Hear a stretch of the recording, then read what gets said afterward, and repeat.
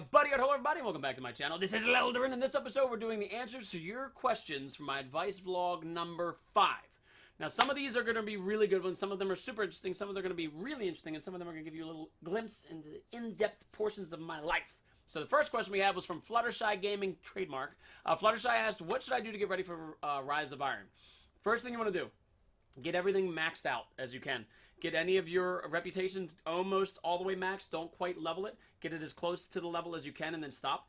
Get as many legendary marks as you can, because even though supposedly they're getting rid of legendary marks, remember, anytime they get rid of a piece of currency, they make that currency able to go towards something else. So whether it's towards new currency, towards a reputation, towards anything like that, it's going to be worth something in the next expansion. So I do recommend getting those.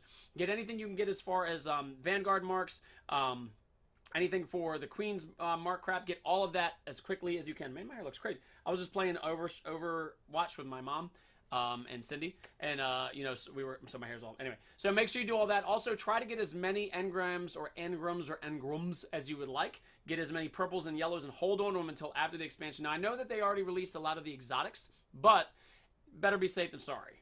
Plus, you have the opportunity to get higher light level if you wait until after the expansion comes out. So wait until that happens. Now, the rest of the questions are going to be, let me scroll down 2 seconds here. All right, so the first question we got is going to be scariest moment of my life. Scariest moment of life would probably actually have to be long time ago. I was driving really late at night, and I was going really fast, and it went from pavement to dirt, and I didn't realize that it rained like for a couple days before that, so there was a really big divot before when the dirt went into the concrete.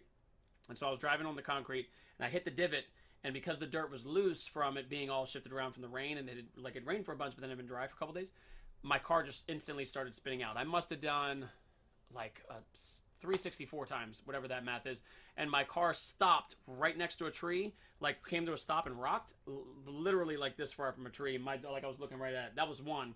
The second one was another thing in my car, and there was nothing I could have done about it. I was sitting at a red light, and it was raining, and I was waiting to go, so I'm sitting like this, and coming from this way is an exit ramp, right? And the exit ramp goes like this, and people turn and go that way. Well, it was pouring, and this truck comes barreling down the exit ramp, and the light's red. He slams on his brakes and starts skidding, like just coming right at my door. And there's cars in front of me, cars behind me, car next to me. I can't go. I'm literally just sitting there looking at this car coming right at me, like right at my door, probably at least 40 miles an hour.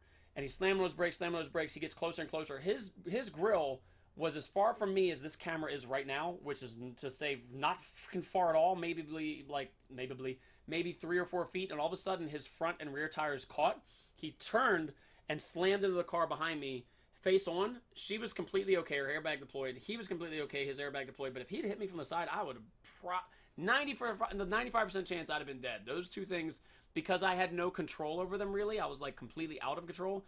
Those are the two most scary moments in my life. Everything else that's ever happened to me as far as being like jumped and attacked, I had some control over, but that was the scariest. Those are the scariest 2 moments of my life, because there was nothing I could have done, and I probably would have died. Like, I just got lucky. In what country would be the best to launder money? I'm asking for a friend. Theoretically and hypothetically, Ireland right now is a really big place to launder money, because the laws governing money and international laws governing import and export out of there are really low. And any of the islands, Cayman Islands is a really great place, and I think Russia right now is supposedly a really good place to theoretically and hypothetically launder money, because there's different extradition laws as far as financial records, and supposedly banks are really lenient there. But that's all hypothetical. I don't actually know anybody who does any of that, and I've never heard of that in my entire. I don't even know what laundering money is. I mean, technically you can launder money anywhere if you have a really good washing machine. All right, so do you have a workout music playlist? What is some stuff that's on it?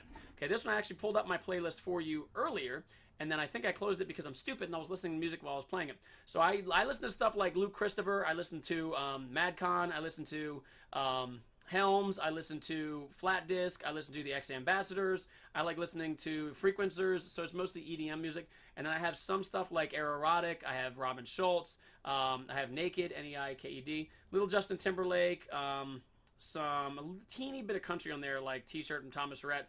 And then I have some old school like Chris Brown, Time Flies, Tech 9, which is a really good song. It's called The Beast. I'm a Beast. That's a really good one. Hugo, Bread and Butter, and then I have some like Clubfoot by Kasabian. I don't know how I can talk. Frankie Ballard, Drinky Drink. Like I have a mix of everything. Mostly EDM because I like stuff with not a lot of words. Because if the songs have a lot of words, I end up singing them and it distracts the hell out of me. So I do stuff with really kind of like it's not quite heavy bass, but it has enough bass where it gets my heart going. And I like some heavy rap, old school heavy rap because same thing, it gets my heart pumping. Like oh my god, my brain just old Nelly song. It goes, oh my gosh, I'll start singing it before the end of this, I'll remember. Alright, next question. What is your favorite or dream car? This one's from Prone to Being Floppy. My favorite car is a 1978 Corvette Stingray. T-top, with the lights that goes up and down. My mom actually got one when I was young. It was a gift from my dad. He saved up forever to get her this because it was her dream car, and she sold it on my 16th birthday. So mad. I was so mad because, well, she was smart though, because at the time I probably would have killed myself in that car because those things go fast as hell. And I was younger, obviously, and I still drive kind of aggressively, but I used to drive like a bat out of hell. So I would have definitely probably died if I'd had that car. So it was a really smart move, but it's always been my dream car. I would probably get it in either metallic silver or just either white or black. And I would probably go for either brown or black interior. If it was white, I'd go for brown leather interior. If it was black, I'd go for black leather interior. Actually, white leather interior would probably look good too. But I love that car. I loved that car, and I still love that car, and it's always been my dream car. 78 Corvette Stingray, small, spoiler on the back, and the T-top. Amazing. So thank you. That's a good question, Prone to Being Floppy. Lord Salad Bar, what's your advice to stay focused while training? Because I do ninjutsu, and my sensei told me not to expect to fight like a warrior when you cannot train like a delicate flower. I took martial arts off and on for a very long time.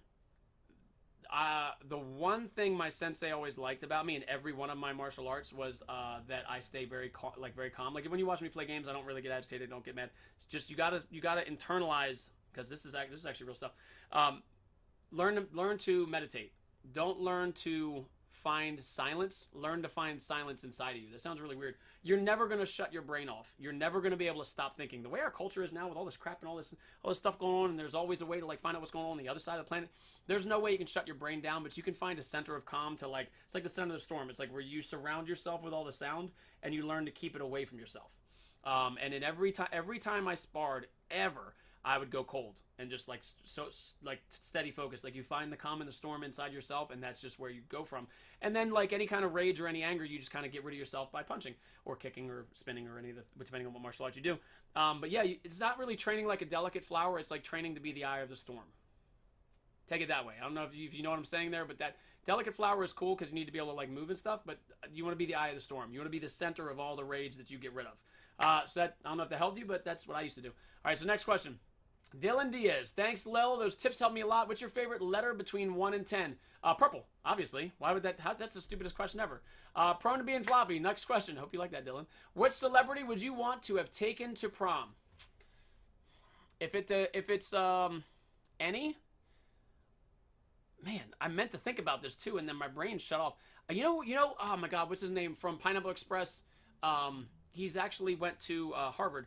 There's two, and I can't think of their freaking names right now. It's gonna drive me crazy. And I know somebody out there is right now going, "You idiot! It's blah blah blah," and my brain's not working, so I'm gonna have to look it up because I'm stupid.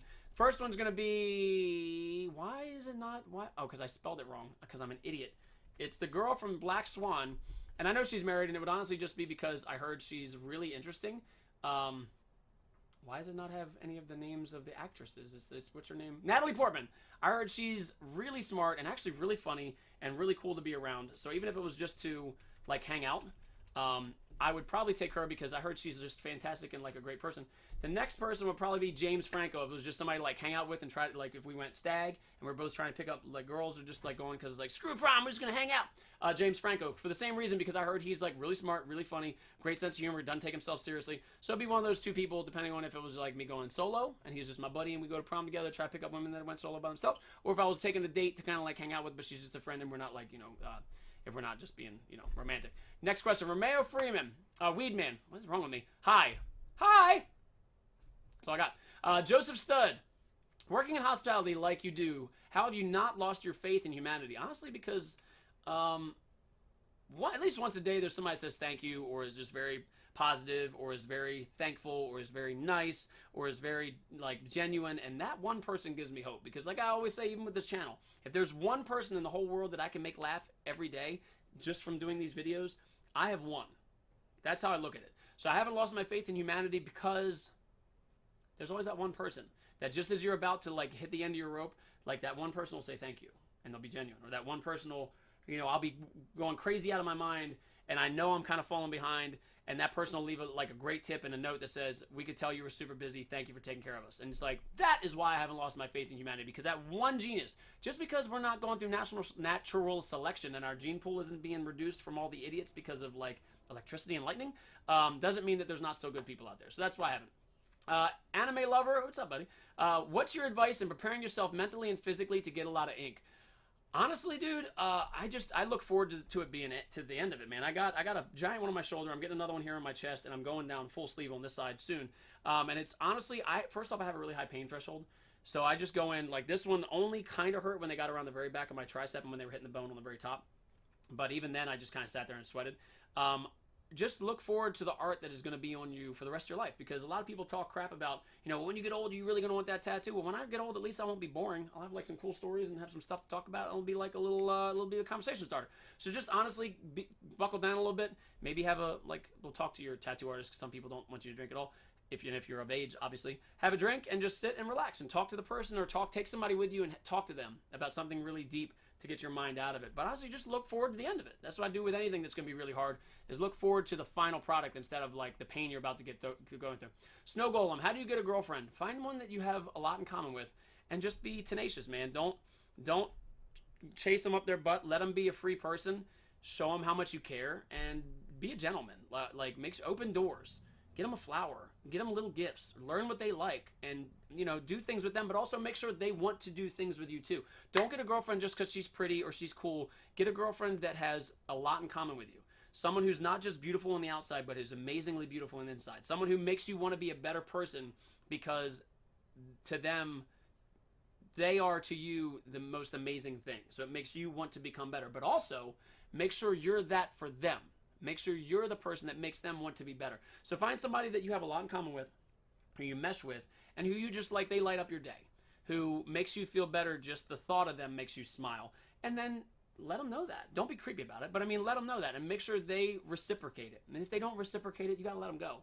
But if they do, if there's that kind of vibe where like you feel like they're feeling you, and you feel like they smile when they hear your voice, and you feel like when you text them, like they text you back. And that's another thing. If you text somebody, don't expect an immediate response. Like text them and give them, especially in the beginning, give them time to respond. If they don't respond in like 48 hours, you might want to text them again and be like, hey, hope you're okay, blah, blah. But be tenacious and chase them, and be, pursuant, but also be relaxed. Because remember, there's like 7.4 billion people in the world, and everybody has a life. So let them kind of be themselves, and because you want them to be themselves, that way you can cherish them for that. So let them do that, and and then go after them. So that's how you get a girlfriend. Next question, CLE, will you be my boyfriend? With all of my heart and soul, I would love to be your boyfriend, because like everything I was just talking down below for Snow Golem, that's how you make me feel. So yes, I will definitely be your boyfriend.